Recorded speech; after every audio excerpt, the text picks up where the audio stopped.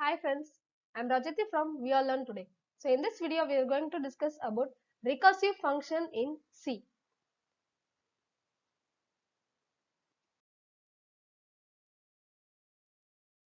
We already uploaded many videos regarding a C programming language. If you have any doubt, you just refer this.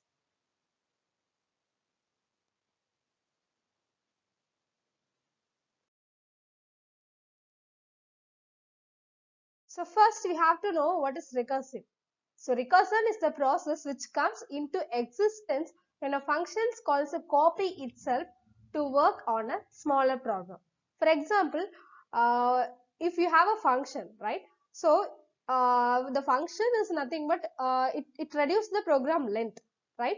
So we can call how many times or wherever it is we can call that function.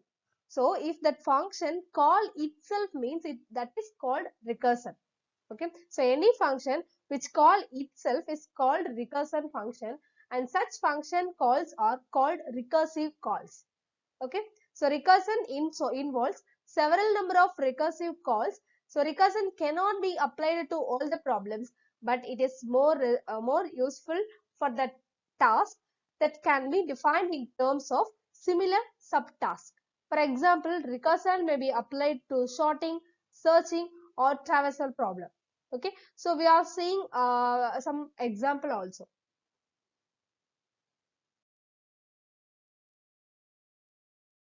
So generally, iterative solutions are more effective than recursion since function call is always overhead. So any problem that can be solved recursively can also be solved iteratively. So however, some problems are best suited for solved by the recursion. For example, Fibonacci series, factorial, finding the numbers, etc.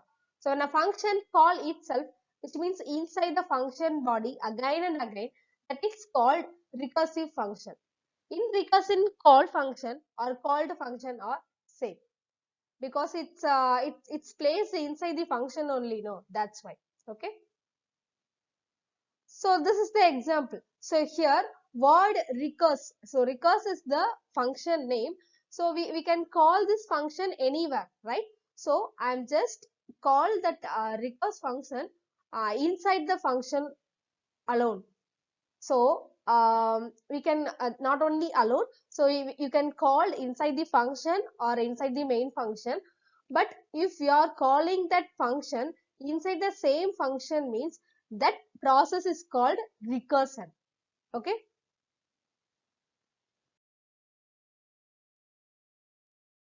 Okay. So for clear or better understanding, let's see some examples. So see here the factorial example I'll take. So as usual header file and int fact of int. So this is nothing but function declaration. We already know, right? So and after that main function, inside the main function we are declaring two variables and this and then get a value from the user which is n, and then f equal to fact of n. So fact of n is nothing but we are just calling the function, right? So fact of n, fact is one of the function. We are just calling that function, and again we are just printing the value what we are getting the f. Okay. So next,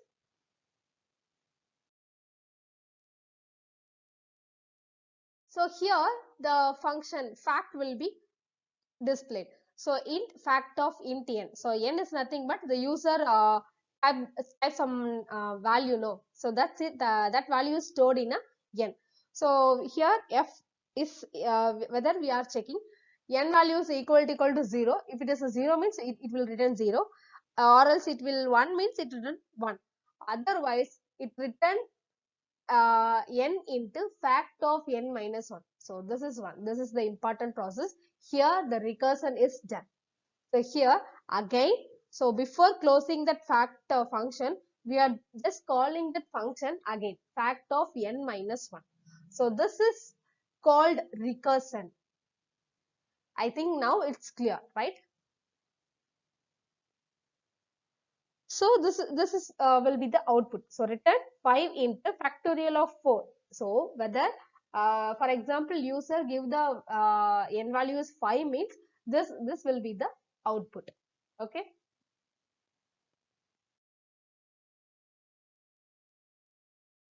Okay, so this next is a Fibonacci series. Here as usual header file, main function and then declaration part. Inside the for loop, we are just calling the function which is nothing but Fibonacci of I. So Fibonacci function will be called. So next, see inside the Fibonacci, we are just calling that Fibonacci function again and again. So this is the terms we can call this as a recursion.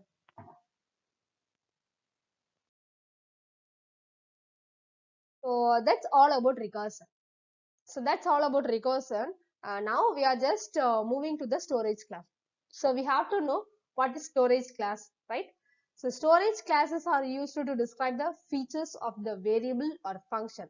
So these features are basically include the scope, visibility and lifetime, which helps us to trace the existence of particular variable during the runtime of the program.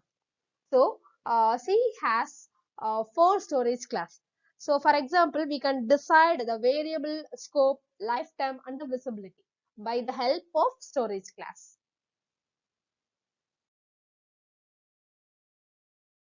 So these are the 4 storage class: auto, extend, static and register.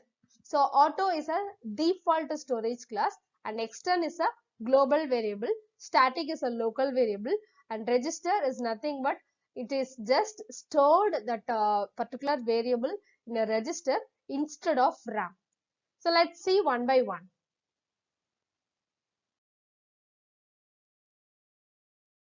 So first one is auto. So this is the default storage class for all the variable declared inside the function or inside the block.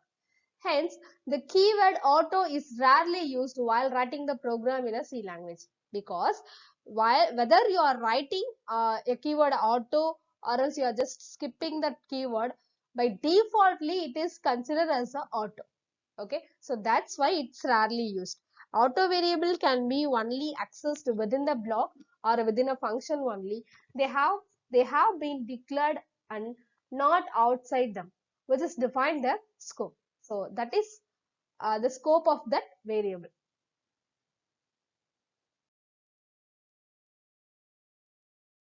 So of course this can be achieved with a nested block within the parent block or parent function in which the auto variable was declared. However, they can be accessed outside the scope as well as using the concept of pointers, given here by pointing to the very exact memory location where the variable resides. They are assigned a garbage value by default whenever they are declared as auto. Okay.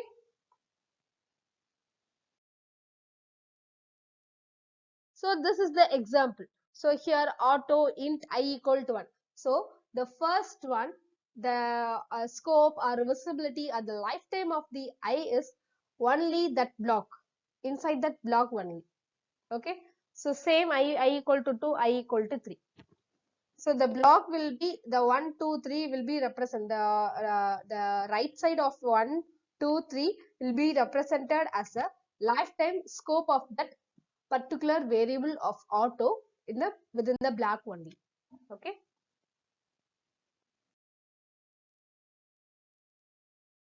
And next is a extend. So extend is a class simply tells us that variable is defined elsewhere and not within the same block where it is used. So basically the values assigned it to in a different block and this can be overridden or changed in a different block as well. So extend variable is nothing but a global variable initialized with a legal value where it is declared in order to used elsewhere. So extend is nothing but we are just declared a if you want to declare a variable as a global means you can simply use extend keyword.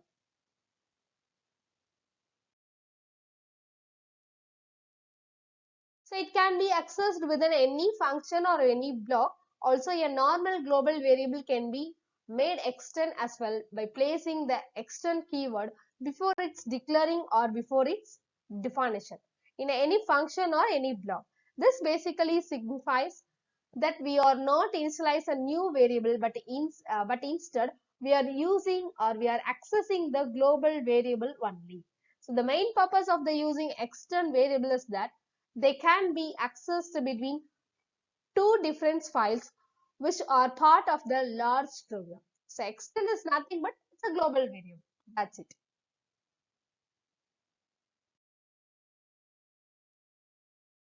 So this is the example. So this is the way we have to use the extend keyword. Extend is a keyword and we have to use before the declaration line. So normal declaration line is int or variable name. So if you want to declare storage class means extend int ext. So this ext is act as a global variable.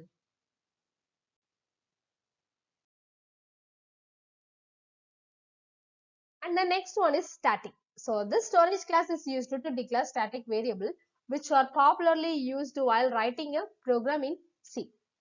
So static variable have property of preserving the value even after they are out of their scope. Hence, static variable preserve the value of their last use in their scope. So, we can say that they are initialized only once and exist till the termination of the program. So, thus, no memory is allocated because they are not re-declared. So, their scope is local to the function to which they were declared. So, static is nothing but it's a local variable.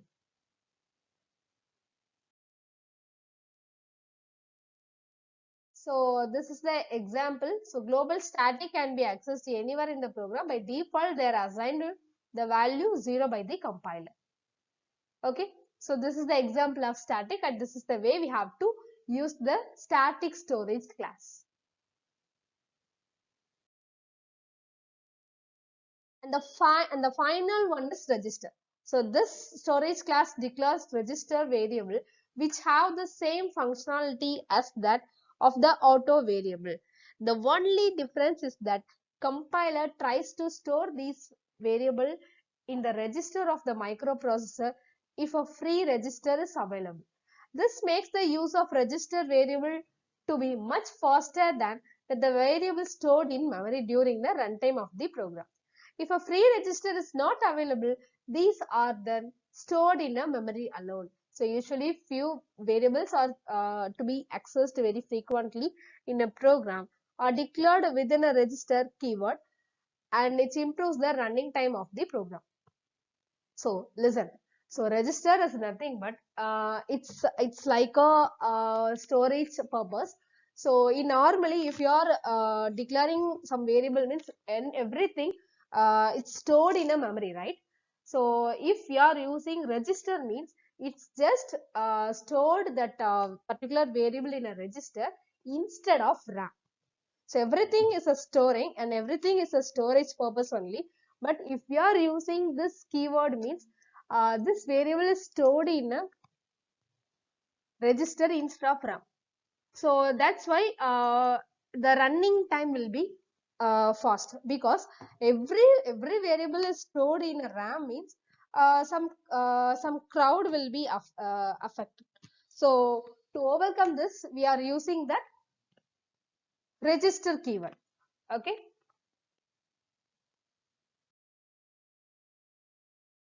So this is the way we have to using the register keyword.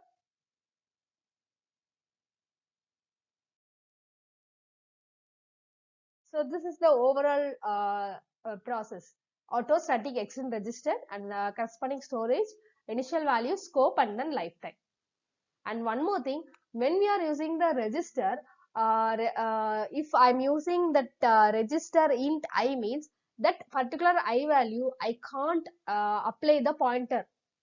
Okay, because pointer is used to hold the address, but in the register variable it's stored in a register, not in a memory or not in a RAM. So that's why we cannot access the address of the particular variable which is declared as a register. I hope you understand, right?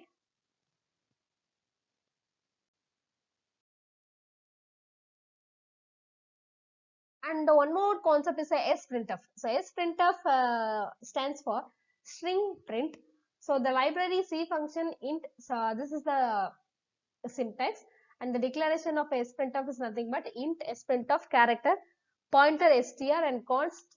So these are the some parameter str and format.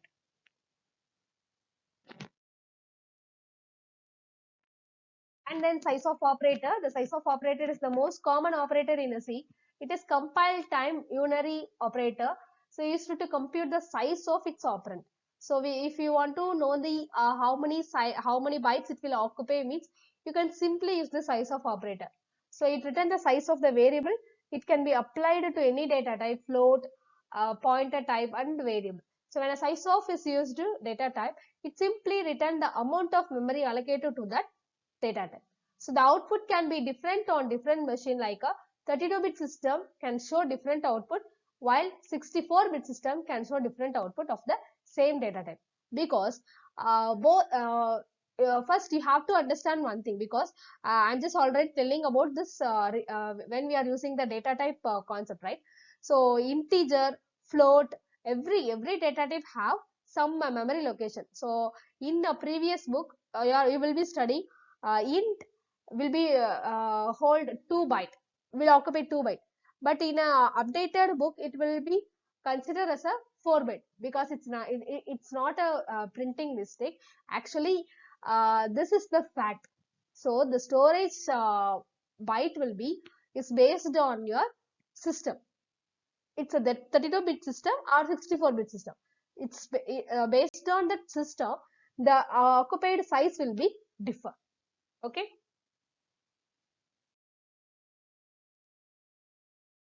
And this is the way we have to use the size of.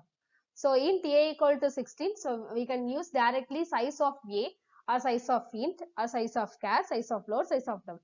So first two will be the same, output will be produced, because a also is an integer variable and int is a directly we can call the data type or we can give the corresponding variable to it. See, so first two will be same because int occupy the 4 byte.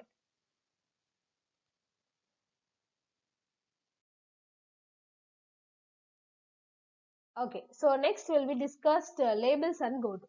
So label can be used within a break and continue statement to control the flow more precisely.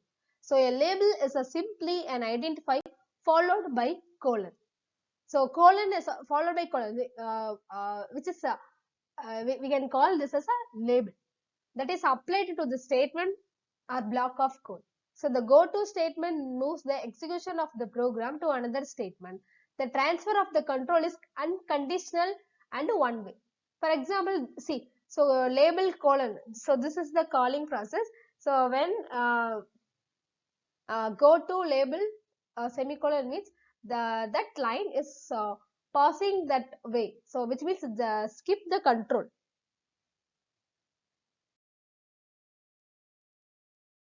So this is the syntax. Goto is a keyword and then we have to give the label name. So same label name will be used in the upcoming programming line. So label name end with a colon. Okay.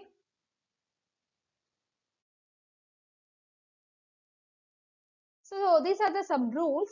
So first must be defined within a function, and each label in one function must have one unique name. It cannot be reserved C word.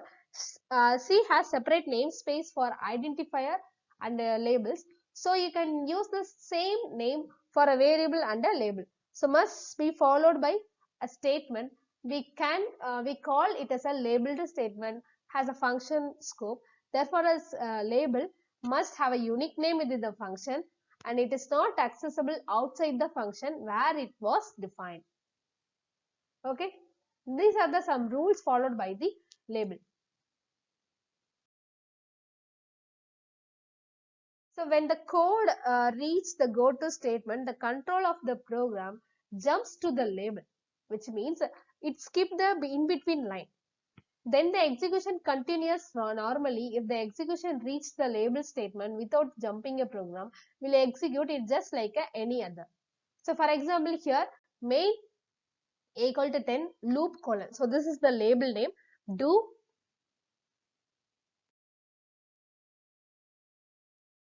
And here if a equal to 15 and then open, so if the condition is true means a equal to a plus 1, so this line will be skipped and go to label. So it will just go back to the same statement line. So this will be the output 10, 11, 12, 13, 14. So when the 15 reach, it will just skip the process. So next another concept is nothing but typedef. So typedef is one easiest and very simple concept in a C language. So typedef is a keyword used to in a C language to assign alternative name to existing data type. It's mostly used with user-defined data type when names of the data type become slightly complicated to use in programs. For example, so these are the syntax. Typedef is a keyword and we have to use the existing keyword and we can give the alias name. For example, if you are seeing this video, right? So you may have a different name. So for example, you may have one or two names in a. So for example, you may have two names, right? For example, um, uh, you just assume that your name will be like some your friends will give the pet name, right? So but anyway both name is indicating yourself only, right? So same thing here in this concept, we are not creating a new data type, we are just setting the alias name. Okay, so we will see some example to clearly understand this concept.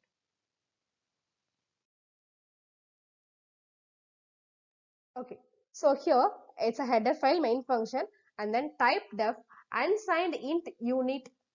So unit is a alias name for the unsigned int. So if I declared this means in the second line I can use unit ij. So in the second line, so both I and j is considered as a unsigned int. Okay, for example, if you want to give your name as a data type means, for example, you just think your name is a Lata. Okay, so you can use you want to use your name. Okay, so in this case you have to use type def int Lata. So this Lada name will be act as a int. Okay, so in a second line you can give Lada I comma j. So instead of using int ij, you can use Lada ij. So both are same. So you are just assigning that alias name. Okay. So here I equal to 10, j equal to, so process will be that further process will be gone. So this is the process we can set the alias name. So this is typedef.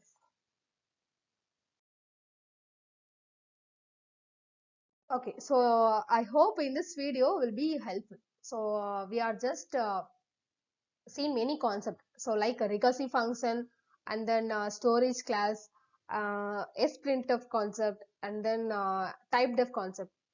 So many small concept is completed in this video. So if you have any doubt means you just comment below. Thank you for watching.